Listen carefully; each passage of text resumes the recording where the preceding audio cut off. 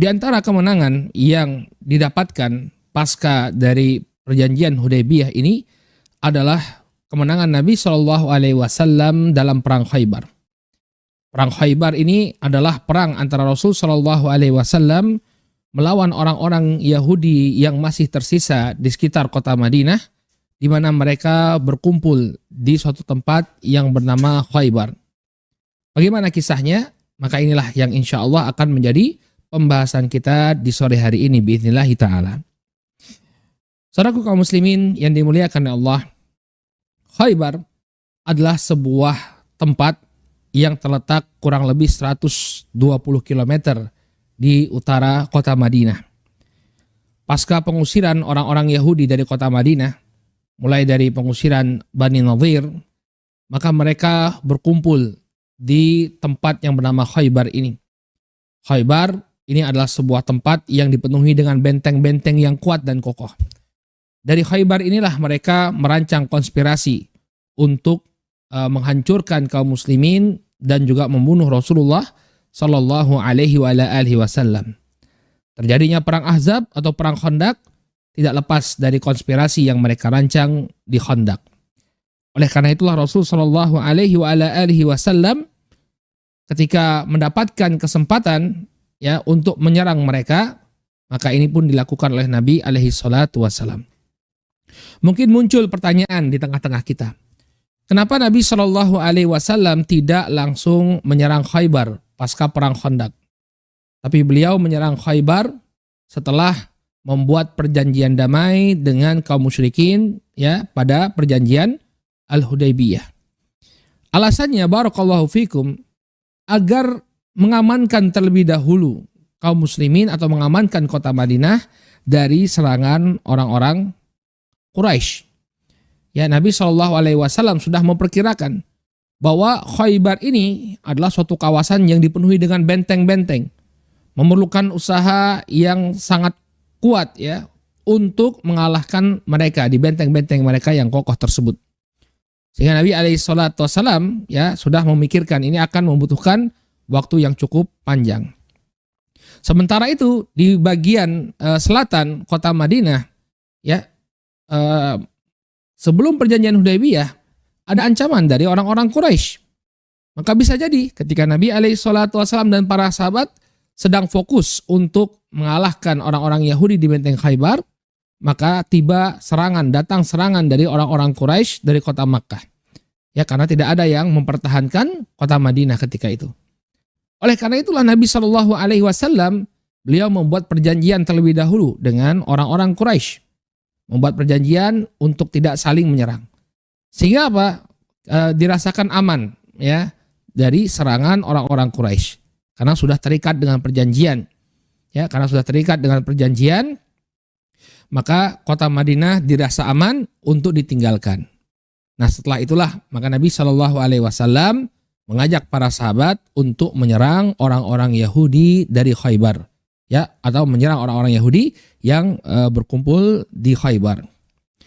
Nah, pasca perjanjian Hudaybiyah, ya Nabi SAW pulang ke kota Madinah sampai kemudian di bulan Muharram beliau beristirahat sejenak di kota Madinah, mengumpulkan kekuatan, mengumpulkan energi dan perbekalan. Baru pada bulan Muharram tahun ke-7 Hijriyah, Nabi SAW bergerak menuju Khaybar. Nah, ketika itu Allah Subhanahu wa taala ya, sebagaimana yang telah kita sebutkan pada pertemuan yang telah berlalu ya pasca perjanjian Hudaybiyah, Allah Subhanahu wa taala menjanjikan kemenangan demi kemenangan bagi Rasul sallallahu alaihi wasallam dan para sahabatnya.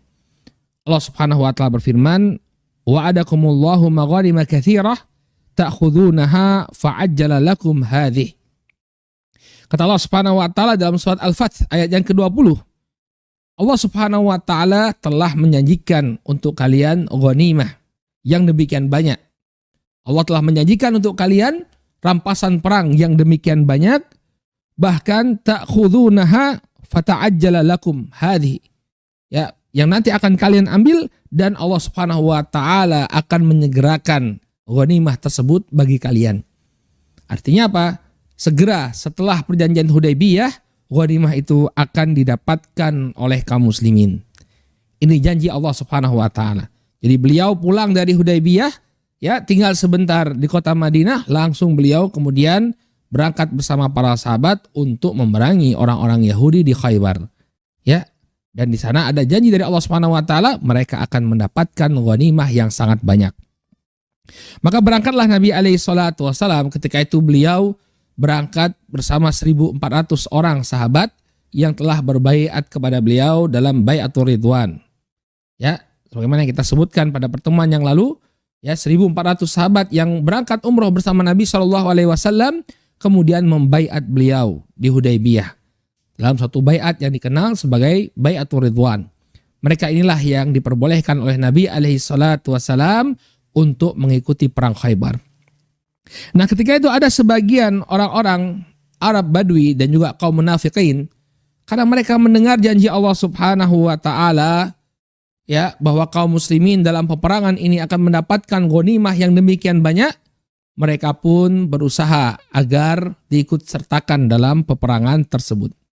Ya, karena ghanimah tadi, karena menginginkan untuk mendapatkan rampasan perang. Ya, maka Nabi SAW mengatakan tidak boleh.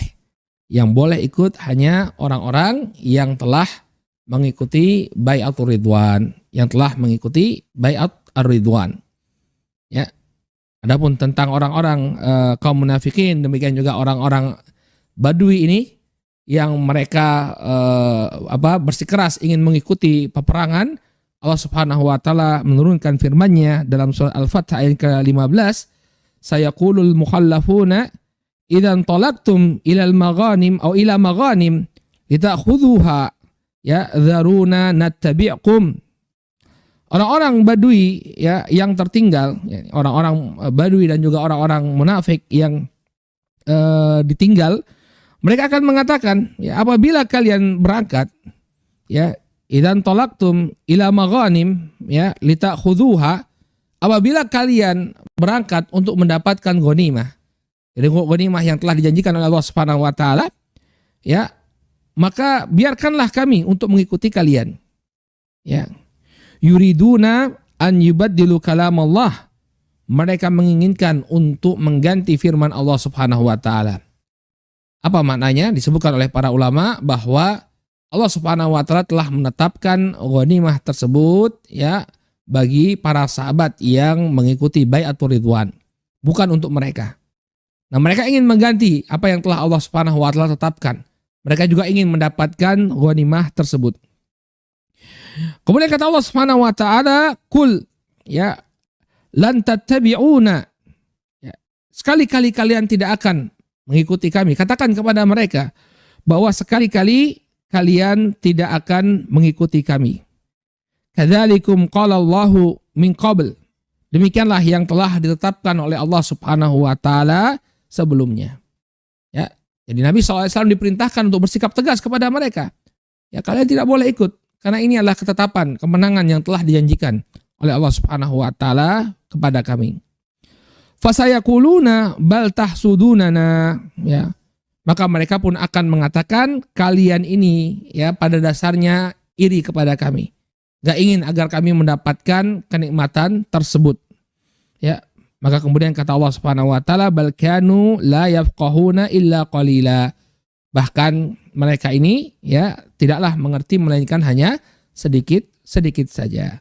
Artinya apa? Mereka tidak paham bahwa Khaybar ini memang telah dijanjikan oleh Allah Subhanahu wa taala kepada sekelompok dari para sahabat, bukan bagi mereka. Ya. Jadi motif mereka untuk mengikuti perang Nabi Shallallahu alaihi wasallam adalah ghanimah. Ya, bukan untuk meninggikan kalimatullah, tapi untuk mendapatkan rampasan perang. Maka mereka pun dilarang oleh Nabi Shallallahu alaihi wasallam untuk mengikuti perang Khaybar. Maka Nabi Shallallahu alaihi wasallam kemudian bersama 1.400 pasukan kaum muslimin berangkat ke Khaybar. Ketika itu seperti biasanya, kebiasaan beliau menyerahkan kepemimpinan kota Madinah kepada sebagian dari para sahabat. Ketika itu yang menjadi pimpinan atau yang diserahi tanggung jawab memimpin kota Madinah selama Rasul Shallallahu alaihi wasallam berperang ke Khaybar adalah seorang sahabat yang bernama Siba bin Urtufah al-Ghifari. Siba bin Urtufah Al-Ghifari ini diinstruksikan